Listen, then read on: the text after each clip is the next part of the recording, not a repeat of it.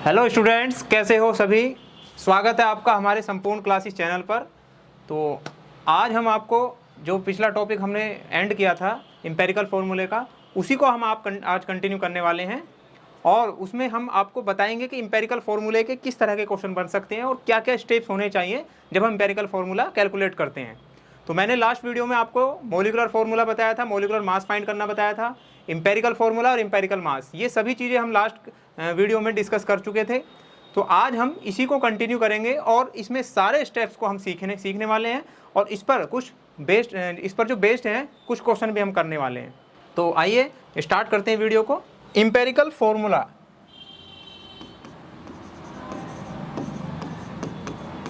जैसे कि आपको पता है लास्ट वीडियो में हम एम्पिरिकल फॉर्मूले की बात कर चुके हैं। एम्पिरिकल फॉर्मूला क्या होता है? It is the simplest ratio of elements in one molecule. तो एक मॉलिक्यूल में सबसे सिंपलेस्ट रेशियो जो होता है उसी को हम बोलते हैं एम्पिरिकल फॉर्मूला। ठीक है। एम्पिरिकल फॉर्मूला कैलकुलेट करने के लिए मैंने आपको बताया था empirical formula multiply by n is equal to molecular formula.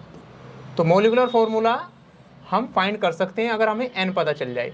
तो n को हम कैसे फाइंड करते हैं, किस तरह से हम पता लगाएंगे कि n कैसे फाइंड कर सकते हैं। तो n का देखिए, हमें पता है हमें निकालना है इंटीग्रल मल्टीपल, यानी कि number of integral multiple n की वैल्यू फाइंड करनी है। तो आप यहाँ पर रखेंगे molar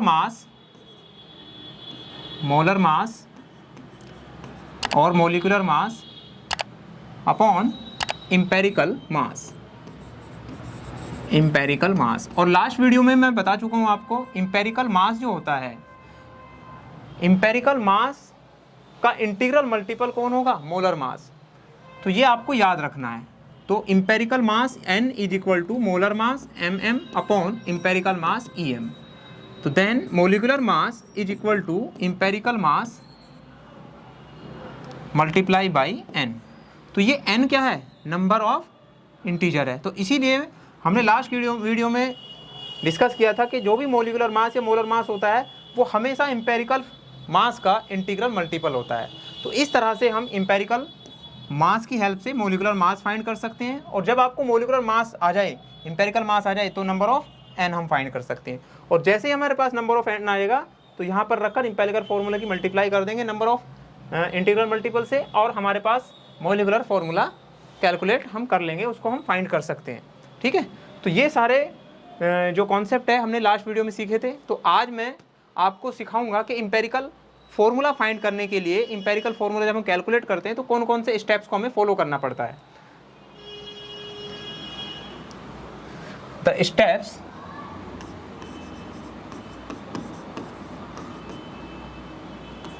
to calculate the empirical formula.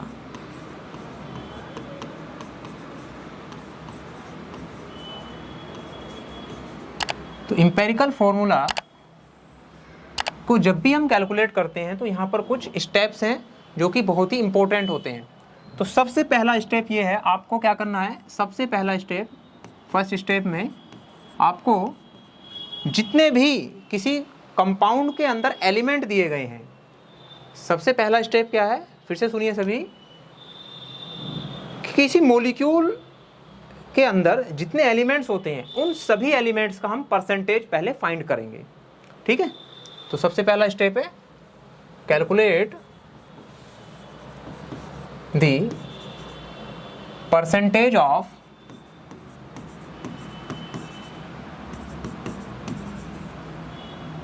All elements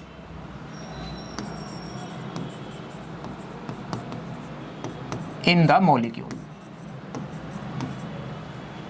या इन द कंपाउंड। तो कोई भी कंपाउंड है, उस कंपाउंड में जितने एलिमेंट्स होंगे उन सभी एलिमेंट्स का हमें परसेंटेज पहले कैलकुलेट करना है। तो ये या तो कैलकुलेट करेंगे या ये गिवन होगा। तो इसमें क्या है? इफ परसेंटेज आर गिवन, तो अगर परसेंटेज दिया गया है, ठीक है, तो हमें कैलकुलेट करने की कोई ज़रूरत नहीं है। ठीक है। Then we use this data directly. तो जो भी परसेंटेज का डेटा होगा उसको हम डायरेक्टली यूज कर सकते हैं, यूज दिस डेटा डायरेक्टली। तो हम इसको डायरेक्टली यूज कर सकते हैं। जैसे हमारे पास कंपाउंड में कार्बन का परसेंटेज होगा, percentage of carbon, carbon percentage होगा, हाइड्रोजन का परसेंटेज होगा, या ऑक्सीजन का परसेंटेज होगा, या हैलोजन का परसेंटेज हो सकता है, percentage of x, percentage of halogen atoms x. X means fluorine हो सकता है, क्लोरीन हो सकता है, fluorine, chlorine, bromine and iodine. तो इन सभी का परसेंटेज हम कैलकुलेट कर सकते हैं, है ना। अगर ये क्वेश्चन में ऐसा बोला जाए कि उसमें हैलोजन भी हैं तो वो आपको इनका वेट देगा, ठीक है। उनके वेट की हेल्प से फॉर्मूला यूज करके हम बता सकते हैं। मैं बताऊंगा सभी के फॉर्मूले किस तरह से हम फाइंड करते हैं, ठीक है। और परसेंटेज के बाद हम ये सारी चीज़ें करने के बाद में अगर है कोई, जैसे मान लिया मैग्नीशियम का परसेंटेज है तो इसको भी परसेंटेज को हम फाइंड कर सकते हैं। फास्फोरस का परसेंटेज है, ये भी हम फाइंड कर सकते हैं, ठीक। तो सभी परसेंटेज हम फाइंड कर सकते हैं। तो ये जितने भी एलिमेंट्स किसी कंपाउंड में अगर होंगे तो उसको हम अलग से कैलकुलेट कर सकते हैं, या ये क्वेश्चन में गिवन होगा तो उसको हम डायरेक्टली यूज कर सकते हैं। तो पहला स्टेप है परसेंटेज का, ठीक है। पहला स्टेप क्या है? Calculate the percentage of all elements in the compound. या ये आपको क्या होगा, क्वेश्चन में दिया जाएगा डायरेक्टली और उसको हम यूज कर सकते हैं क्वेश्चन में, ठीक है। सेकंड स्टेप पे चलते हैं। तो सेकंड स्टेप में हम क्या करेंगे? सेकंड स्टेप में हमें परसेंटेज जो डिफरेंट एलिमेंट्स का दिया गया है उसको डिवाइड करेंगे उसी एलिमेंट के मोलर मास से, ठीक है। जैसे कार्बन है तो कार्बन का हमें परसेंटेज दिया गया है, ठीक है। तो percentage of carbon divided by its molar mass, molar mass of carbon. तो सेकंड स्टेप में ये करना है हमें, ठीक है। जो भी एलिमेंट होगा उसकी परसेंटेज को उसी के मोलर मास से डिवाइड करना है। तो ये काम हमें सेकंड स्टेप में करना है, ठीक है। थर्ड स्टेप में हमें क्या करना है? थर्ड स्टेप में जब आप परसेंटेज को मोलर मास से डिवाइड करेंगे तो आपके पास एक नंबर आएगा, है ना। उस नंबर को हम बोलते हैं रिलेटिव रेशियो। तो थर्ड स्टेप ये है, calculate the relative ratio of percentage upon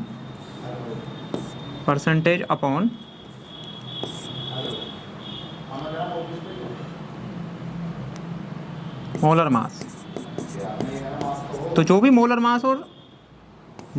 mass मतलब परसेंटेज और मोलर मास का रेशियो आएगा, उस रेशियो को हम बोलते हैं रिलेटिव रेशियो। तो इस रिलेटिव रेशियो को हम क्या करेंगे? कैलकुलेट करेंगे, ठीक है। कैलकुलेट करने के बाद अब फोर्थ स्टेप में करना क्या है?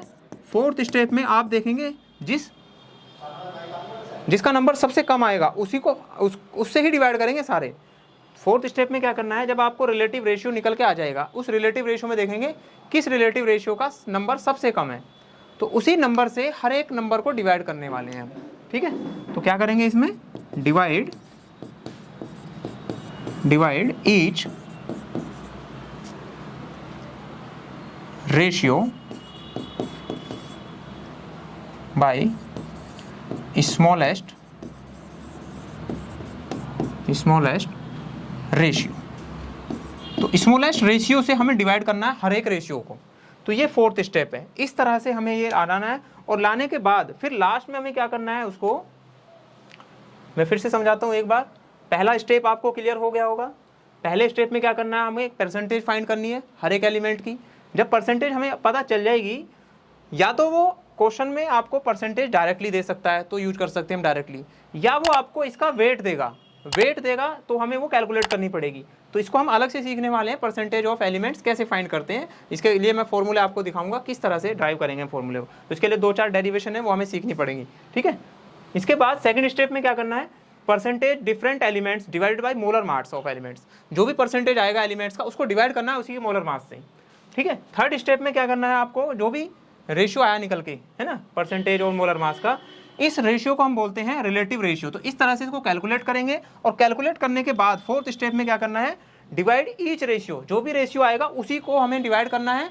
ऐसे रेशियो से 4-5 रेशियो आएंगे, जैसे मान लिया कार्बन के लिए अलग आएगा, हाइड्रोजन के लिए अलग, ऑक्सीजन के लिए अलग, ठीक है, फ्लोरीन के लिए अलग, मैग्नीशियम के लिए अलग, फास्फोरस के लिए अलग। तो इस तरह से हर एक एलिमेंट्स का रेशियो अलग अलग आएगा, जो कि रिलेटिव एलिमेंट्स हम रिलेटिव रेशियो हम बोल रहे हैं, जिसे हम रिलेटिव रेशियो कह रहे हैं। तो वो रिलेटिव रेशियो हर एक एलिमेंट के लिए अलग अलग होगा, डिफरेंट डिफरेंट होगा।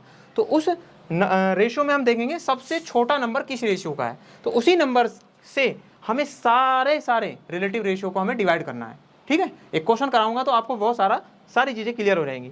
तो ये 4-5 स्टेप हैं और लास्ट स्टेप में हमें करना क्या है, लास्ट स्टेप में हमें इंटीग्रल फॉर्म बनाना है इनका रेशियो का, ठीक है। तो फॉर्म स्टेप, ये फोर्थ स्टेप, ये फिफ्थ स्टेप है, form the integral number of, और इंटीग्रल नंबर कौन सा होना चाहिए, पॉजिटिव मतलब 1 से स्टार्ट करने वाले हैं, 1 2 3 4 इस तरह से। 1 से कम नहीं लेंगे हम, 0 या माइनस नहीं लेंगे, क्योंकि कभी भी एलिमेंट्स 0 या माइनस नहीं हो सकता किसी भी मॉलिक्यूल के लिए। तो इसीलिए हमें क्या करना है, फॉर्म द पॉजिटिव मैं यहाँ पे लिख देता हूँ, positive integral number that is n is equal to 1 2 3 4 and so on. तो ये नंबर रहेगा इंटीग्रल मल्टीपल का, ठीक है। तो ये हमें फॉर्म करना है और उसके बाद में हमें जितने भी एलिमेंट्स है उसके साथ उस नंबर को रखकर और हम मॉलिक्यूलर फॉर्मूला फाइंड कर सकते हैं या एम्पेरिकल फॉर्मूला फाइंड कर सकते हैं। Then calculate the empirical formula.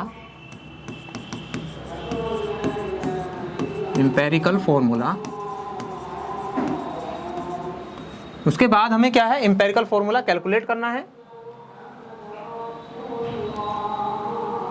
with the help of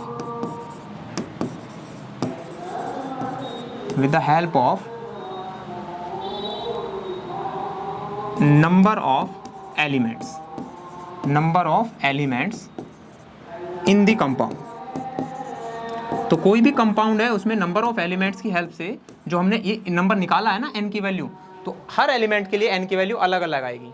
जैसे मान लिया n की वैल्यू आ रही है यहाँ पर, c के लिए आ रही है मान लिया 2, ठीक है,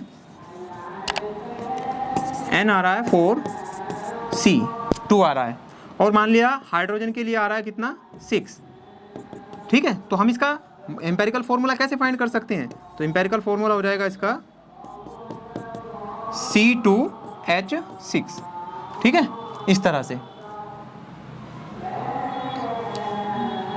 या इसको मैं, क्योंकि ये तो रेशियो भी सिंपलेस्ट होगा, तो एक क्वेश्चन मैं कराता हूँ। देखो n की वैल्यू, n इक्वल टू